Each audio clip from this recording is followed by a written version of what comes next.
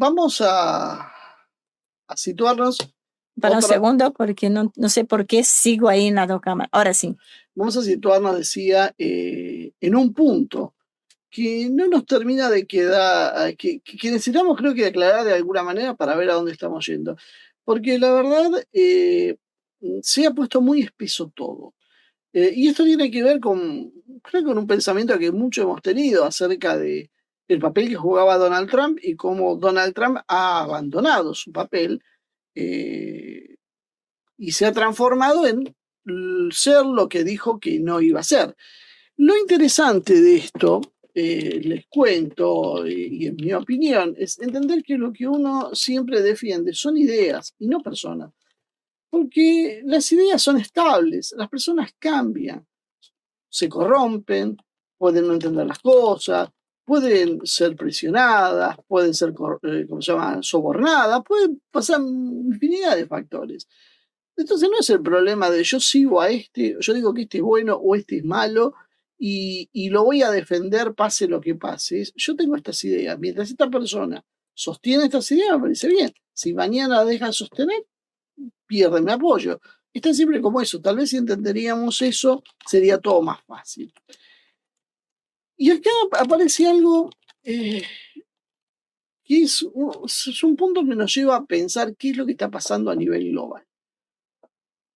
Porque se produjo un cambio de actitud con la política de Trump insospechado, tanto es así que Trump no solo ha perdido el apoyo de buena parte de sus seguidores, muchos sectores de MAGA, muchos sectores de aquellos que lo habían catapultado, que le habían dado su base, podríamos decir, ideológica, hoy se les está dando vuelta.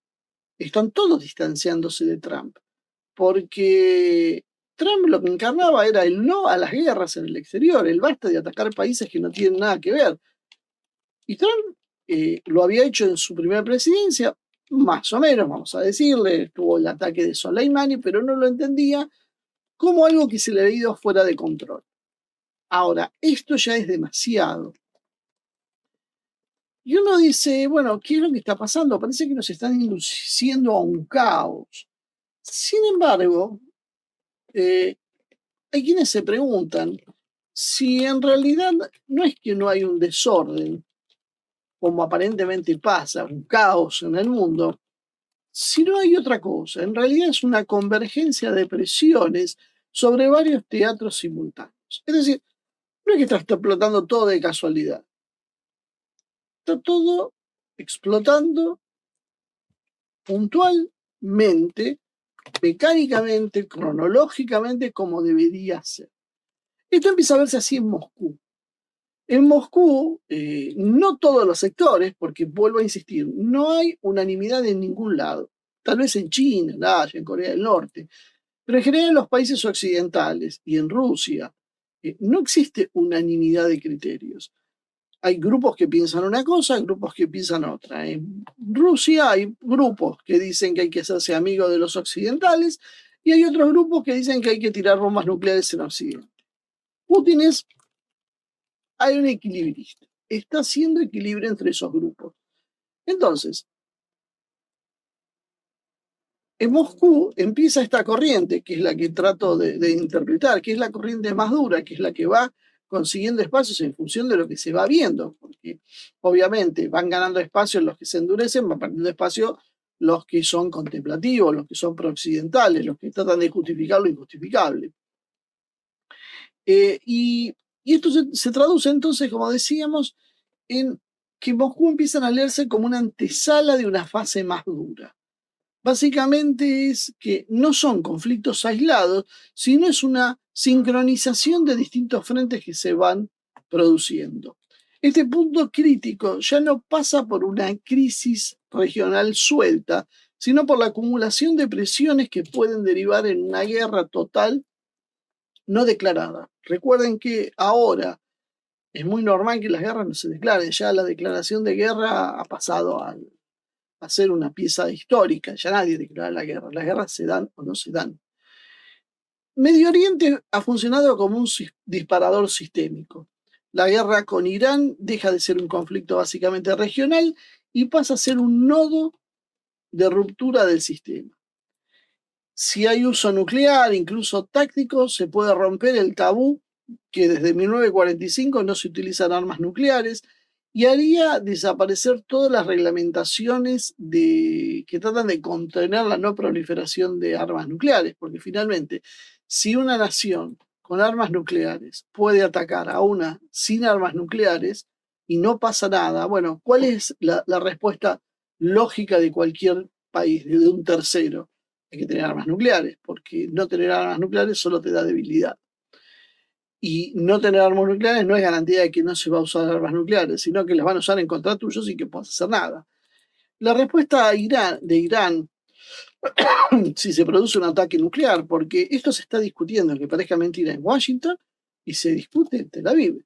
No es una hipótesis alocada. Esto es un planteo que se está discutiendo seriamente, porque se metieron en una guerra en la cual no pueden escapar. Una guerra donde no están dándose los resultados que se esperaban, donde, bueno, ahora, por ejemplo, nos acabamos de enterar que aparentemente un AWACS ha sido destruido por los iraníes en una base en Arabia Saudí. Ya no es un avión carguero, no es ni siquiera un avión de combate. Son estos centros de comando móviles de los que Estados Unidos, creo que tiene 15, 16 en el mundo. Y le acaban de destruir uno. Aviones que cuestan cientos o miles de millones de dólares. Imagínense el Gerald Ford fuera de combate, el Lincoln que se empieza a discutir si lo han golpeado o no lo han golpeado, la Marina de Estados Unidos que no puede acercarse al estrecho de Hormuz por miedo a que hundan sus buques, F-15 derribados, F-18 derribados, F-35 derribados, KC-130 derribados, radares de todo tipo, forma y color, sistemas THAAD, sistemas Patriot.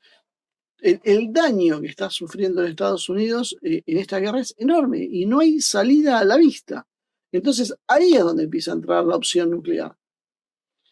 La respuesta iraní a una opción nuclear no sería simétrica, sino sería sistémica. Básicamente descargar su capacidad de misiles sobre bases, aliados, infraestructura energética y economía global, lo cual haría básicamente que colapse la economía del Golfo. Si colapsa la economía del Golfo, el shock de precios sería extremo para todo el mundo, se interrumpiría físicamente el flujo de combustibles, de hidrocarburos, de fertilizantes, que nadie está hablando mucho de esto, pero también está, y de un montón de subproductos que son claves. Si se produce esto, se paralizaría la economía mundial. Algunos hablan de un petróleo que puede llegar a $400. Bueno, esos son 8 veces lo que estaba antes de empezar el conflicto, más o menos. Entonces, este conflicto ya deja de ser solamente militar y se transforma en un conflicto económico global inmediato, y el punto crítico no es primariamente una bomba nuclear, sino la pérdida del sistema energético mundial. Y Trump entonces pasó de ser un actor disruptivo, como era el que mencionábamos al principio, el tipo que decía, parecía la esperanza del sistema. Que lo acusen de misoginia, las cosas que lo acusaba la izquierda progre, eran absurdos, eran casi cocardas. Lo que tenía Trump era que venía a romper una inercia que permitía que se construya un mundo multipolar. Pero ahora terminó en otra cosa, terminó en un actor que ya no es disruptivo, ahora es un actor atrapado por la presión sionista, atrapado porque su propia estructura interna también lo empuja. Porque a la presión sionista, que le hemos hablado muchísimas veces, se le suma algo más, que son los sectores neoconservadores, el complejo militar industrial estadounidense, e inclusive muchos de los demócratas, que ven con muy buenos ojos una guerra con mayúsculas. La lógica entonces que tenía Trump de evitar largas guerras, colisionó contra intereses estructurales internos, contra la dinámica propia de un conflicto una vez que se inicia, porque las guerras es cierto que se sabe cómo empiezan, pero no se sabe cómo terminan. Y el resultado entonces es una trampa estratégica. Retirarse va a equivaler a una derrota política interna y externa. Y escalar, que es la otra opción, implica el riesgo de una guerra mucho mayor, inclusive nuclear. Y se suma también un elemento clave. Estados Unidos ya no puede garantizar, y esto es lo que ha quedado clave, y esto es una de las cosas que más ruido hace en el mundo por el eco que produce, no puede garantizar victorias rápidas. Lo de Venezuela fue un espejismo, dado que el gobierno venezolano optó por colaborar con eso, pero no más que eso. Cuando hubo que combatir, se vio que la capacidad de Estados Unidos es mucho más limitada. Irán demostró que tiene capacidad de resistencia y que tiene la capacidad de dar una respuesta simétrica. Y Trump fue perdiendo libertad de maniobra. Entonces, como decimos, pasó de ser el gran actor, el que tomaba las decisiones, a un rehén de un sistema que él mismo no puede controlar ya. Y esto es lo que preocupa y que de alguna manera es un baldazo de agua fría y que generó el debate en Moscú. ¿Y ahora qué hacemos? ¿Qué pasó con el espíritu de Anchorage?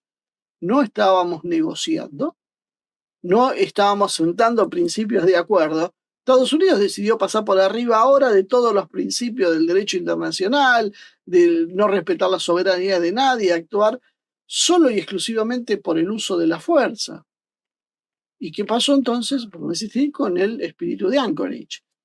Lavrov, en una entrevista, dijo que Estados Unidos no respeta el derecho internacional, actúa por la dominación energética global, o básicamente que Estados Unidos quiere dominar el mercado energético global para de esa manera condicionar el desarrollo de todos los países y que no hay acuerdos confiables. Bueno, y agregó algo más.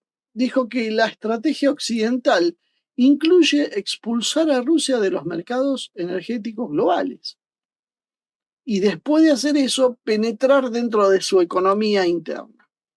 Esto básicamente no solo es leído como una frase neocolonial directa, sino que genera una conclusión entre muchos rusos de que el conflicto ya no es solo Ucrania.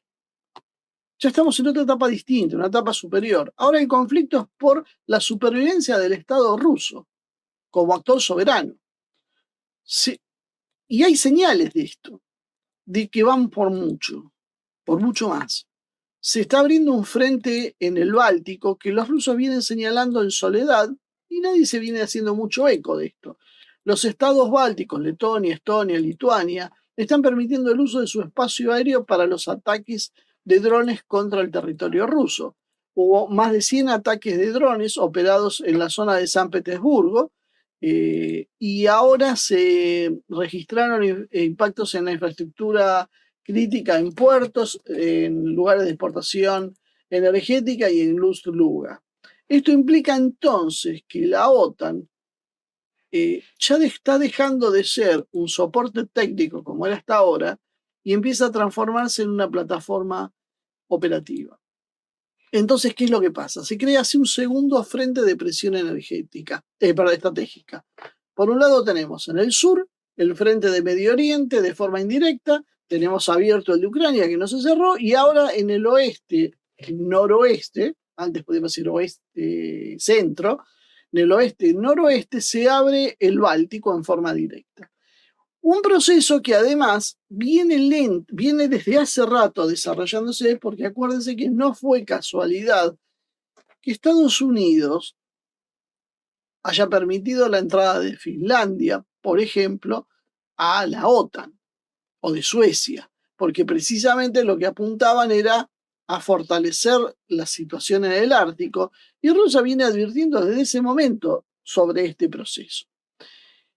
Y entonces ya en Rusia esto empieza a ver como una escalada futura con Finlandia también y con Noruega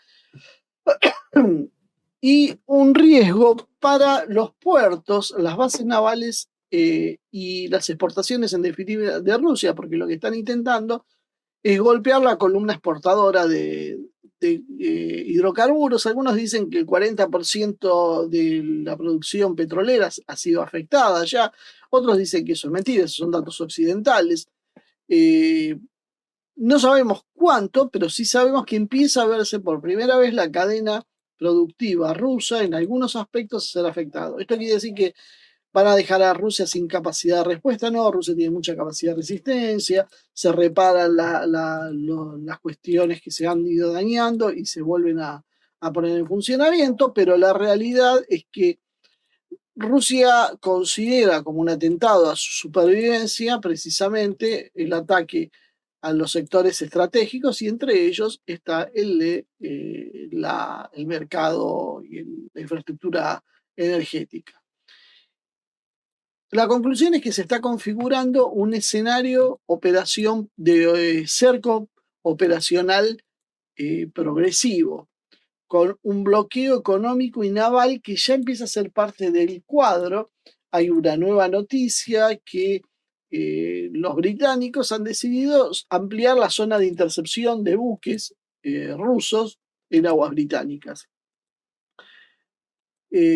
Básicamente Europa declara la guerra a esa flota en las sombras, lo cual muchos pensaban que esto no podía hacerse porque con el conflicto del Medio Oriente restringir el aporte petrolero de Rusia perjudica a los mismos actores occidentales, pero evidentemente esta gente quiere la guerra como de lugar, y si se perjudican a sí mismos, no importa, sus poblaciones pagarán el costo, pero esto tiene que seguir. Y esto ya no son sanciones económicas, estamos entrando en una guerra económica de forma naval limitada, podríamos decir, apuntando a los centros logísticos, a los costos logísticos, básicamente tratar de subirlos, la reducción de exportaciones energéticas y a generar presión sobre el modelo interno de Rusia. El objetivo entonces ya no es negociar, parecería, sino degradar la capacidad del Estado ruso. Y entonces ahí vuelve la pregunta, ¿y Anchorage? ¿Dónde quedó el espíritu de Anchorage? Entonces el dilema ruso se transforma ya en algo mucho más estrecho, más complejo.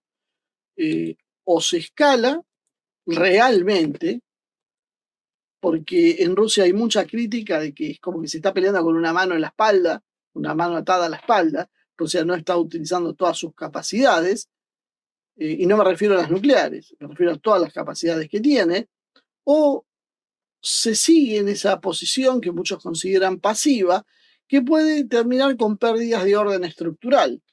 Pero hay un problema, que esta respuesta de quedarse con las manos en la espalda y esperar que, bueno, no entrar en provocaciones, lo que está haciendo es ser leído como una respuesta de debilidad.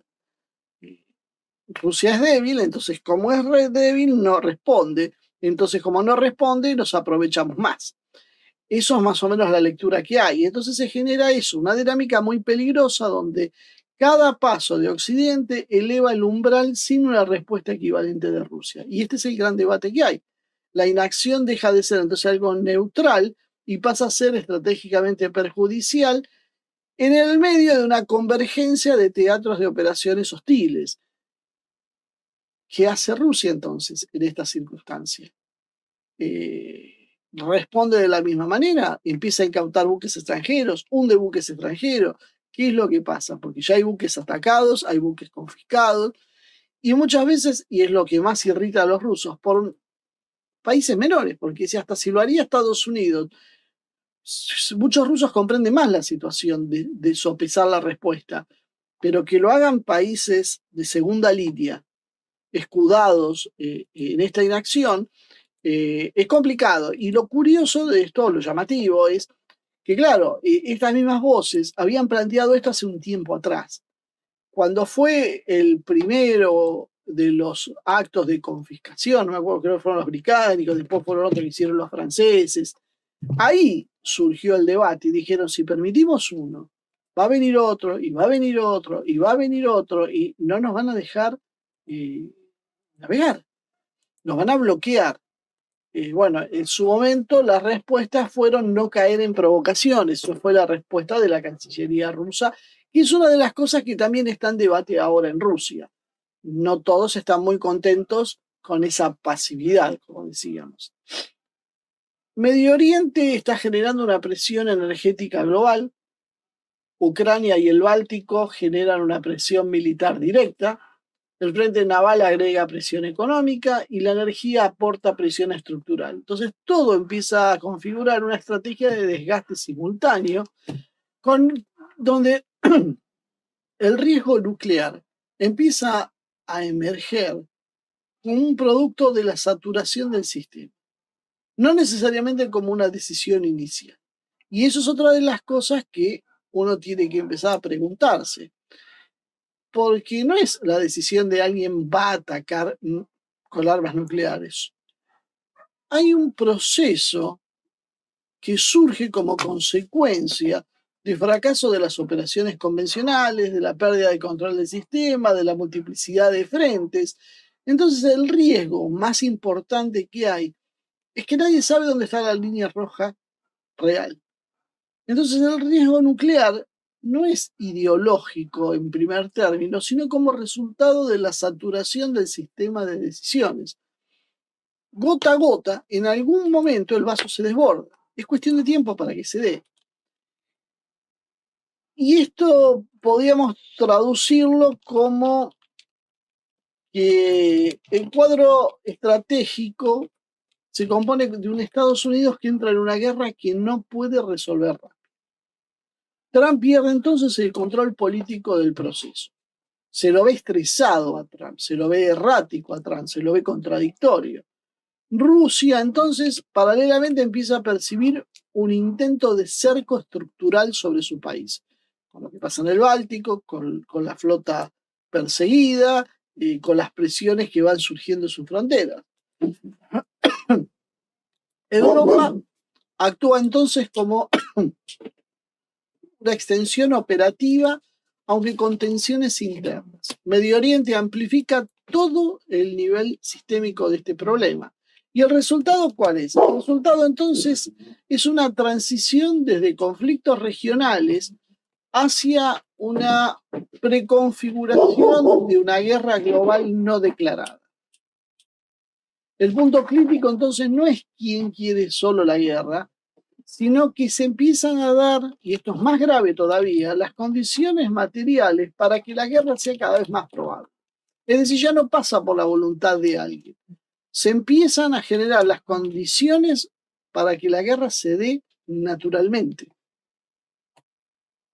Cuando uno ve la historia de guerras anteriores, uno ve los indicios. Y uno empieza a ver, y 10 años antes pasó esto, y 5 años antes pasó esto, y en este momento pasó esto otro. Y uno empieza a ver cómo se va conformando un escenario de guerra, que cuando finalmente se desatan las hostilidades, y bueno, la conclusión lógica del proceso que estaba viniendo. Bueno, eso es lo que está empezando a pasar ahora. Ya no es que hay un grupo que quiere una guerra nuclear, es que se han tensado tanto las posiciones. Y esto pasó en los últimos meses, porque se había llegado a un punto parecido con Biden. Se empezó a retroceder, llegó la previa a las elecciones y se distendió bastante la situación. Parecía que, bueno, esto se va a resolver hablando, negociaciones, tripartitas, Rusia, China, eso. Pero de golpe algo pasó y se dio vuelta todo. Y simultáneamente aparecieron todos estos teatros operando. O se exacerbaron los que ya estaban abiertos. Entonces, la paradoja central es que cuanto más se exhibe el poder occidental, más visible se vuelve su límite real. Estados Unidos está mostrando que no tiene capacidad de resolución rápida. Tiene capacidad de destrucción, sí, pero con resultados políticos cada vez más inciertos. Y Trump entonces enfrenta dos opciones que son igualmente difíciles. Escalar hacia una guerra mucho más larga, costosa, que puede terminar inclusive en nuclear, o retirarse. Pero eso se ve como una derrota. Trump dice, ya ganamos la guerra, ya no hay nada para destruir, ya, pero no le cree nadie nada, porque Irán sigue replicando, sigue golpeando y sigue produciendo grandes pérdidas. Y además hay una complicación adicional, que es que la guerra ya se está colando en los Estados Unidos, se está metiendo en el frente interno de Trump, con la caída de la aprobación de Trump, la presión económica por el aumento de precios, la desaceleración que viene con la inflación. Básicamente Irán le está imponiendo un problema estratégico a Donald Trump. Entonces, la clave no es si puede derrotar a Estados Unidos en términos absolutos, sino que puede volver la guerra demasiado costosa, demasiado regionalizada, demasiado dañina para el sistema energético global. ¿Y esto cómo se expresa? Se expresa en daños y amenazas que profiere Irán sobre la infraestructura del Golfo, la presión sobre el estrecho de Hormuz y la preocupación básicamente global por el impacto económico. Y acá vino un anuncio que también muestra la desesperación y la gravedad del asunto, porque aparentemente el Pentágono ha considerado en redirigir las armas que estaban previstas para entregarse a Ucrania hacia Medio Oriente por la presión que hay en los stocks militares. O sea, básicamente se empiezan a desviar masivamente los recursos que estaban en Medio Oriente, que estaban en Ucrania hacia Medio Oriente. Fíjense qué locura lo que está empezando a pasar. Y esto genera, claro, un problema adicional, ¿no? Porque Europa había cargado con la mochila de decir que quería una guerra, que quiere una guerra contra Rusia, que no están dispuestos a transigir nada, pero esto lo hacía con el apoyo de Estados Unidos. Y ahora Estados Unidos no es si se retira o no se retira, es que directamente dicen esto lo necesito para otra cosa y se lo llevan para Israel. ¿Y ahora qué hace Ucrania? ¿Pero qué hace Europa? Entonces la cohesión occidental empieza a mostrar grietas por todos lados. Trump llegó entonces a plantear que Estados Unidos no tiene por qué estar dentro de la OTAN. Es más, ya les advirtió, van a ver en unos meses. En unos meses va a haber, claro, él piensa solucionar este problema, cuando se solucione el problema, algo piensa hacer. Y esto reable también la duda en Europa sobre el paraguas estratégico estadounidense, ¿no? ¿A cuántos cubre? Porque si Estados Unidos está pensando así. Y apareció otra cosa interesante, Turquía, que es el segundo puntal de la OTAN. Fíjense que tenemos la OTAN con Estados Unidos, que por mucho es el primer ejército de la OTAN, y el segundo ejército, numéricamente hablando, es el de Turquía. Y Turquía acaba de decir que básicamente la campaña de Estados Unidos y de Israel es violatoria de los derechos internacionales. Si bien también llamó a no responder a Irán y demás, básicamente Erdogan y su ministro de Relaciones Exteriores empiezan a mostrar como el promotor de todo esto abiertamente a Netanyahu y a la cuestión interna de Israel, donde Netanyahu necesita para conservar el poder la guerra. Esto lo plantea el segundo ejército de la OTAN, que tampoco está muy de acuerdo en la guerra que se está dando. ¿Y qué va a pasar entonces con la OTAN? Si en la primera guerra más o menos seria, los dos primeros ejércitos ya miraron para otro lado. Europa llega débil, con una economía estancada, con riesgo de estanflación por energía cada vez más cara, deficitaria, inflación, poco margen fiscal y una autonomía estratégica incompleta. Una dependencia de proyectos militares inmaduros o trabados, porque muchos han anunciado, poco han hecho, y una relativa, podríamos decir, debilidad que puede traducirse, y esto es lo grave, en agresividad creciente. Las potencias, Estados Unidos y la propia Unión Europea, se transforman en algo agresivo cuando empiezan a perder poder. Eso lo vimos sosteniendo desde hace mucho tiempo. Cuando una nación es muy poderosa, generalmente el poder lo demuestra de otra manera. Lo ejerce, pero lo demuestra de otra forma. Cuando necesita apelar a este tipo de ataques, cuando piensa escalar y militarizarse, es cuando está entrando en la etapa final de su existencia. Entonces el riesgo nuclear aumenta cuando una potencia entra en una guerra que no puede cerrar con rapidez, cuando fallan los canales políticos y cuando el costo de admitir la derrota puede arrumar todo el sistema. Y ese es el problema que tiene Estados Unidos y en cierta medida Europa. que tiene Occidente. Se metieron en una guerra contra enemigos que no pueden derrotar, que van a ser derrotados, que están siendo derrotados, que es extremadamente costoso y que la otra opción es irse. Pero irse significa decir ya no somos más potencia. A partir de ahora, muchachos, hagan lo que quieran en todos lados porque eso ya no nos da para poner orden. Entonces, cuando se dan las cosas de esta manera, el riesgo de un ataque nuclear empieza a ponerse cristalino, porque es la única forma de evitar el desastre. Es o nos resignamos a haber perdido o hacemos una guerra nuclear. Bueno, esto fue lo que de alguna manera la Unión Soviética, cuando llegó al momento, no hizo. Cuando la Unión Soviética fue a perder, se disolvió.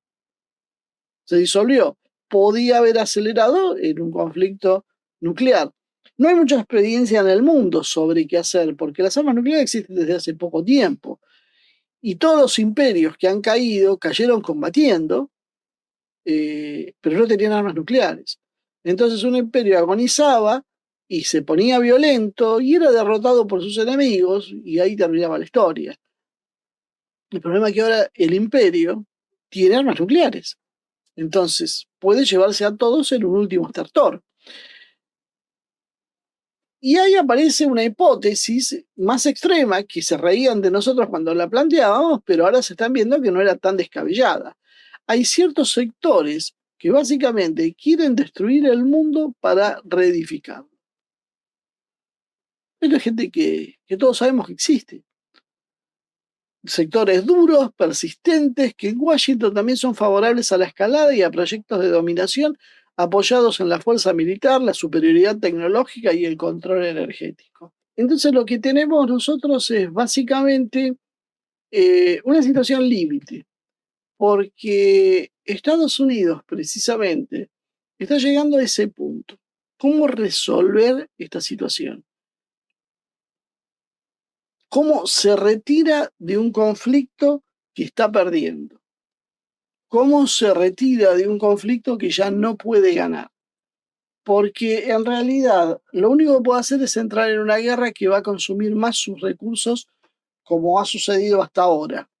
Y una vez que está en esta posición, la situación se le hace realmente compleja. Y esto es lo que no está pudiendo resolver Estados Unidos. Y ahí es donde viene la cuestión de la tentación de las armas nucleares. ¿Qué hacemos? ¿Vamos por las armas nucleares o no? Ese es uno de los grandes problemas que ahora tiene Estados Unidos. Y es una de las grandes decisiones. ¿Cómo retirarse sin aparecer derrotado? Pero además de no aparecer derrotado, el problema que hay es si usa o no las armas nucleares. Porque sería básicamente un suicidio. Pero no encuentra otra posibilidad Estados Unidos que tener que elegir entre estas dos grandes opciones. Yo tenía pensado seguir con una segunda parte que tenía que ver con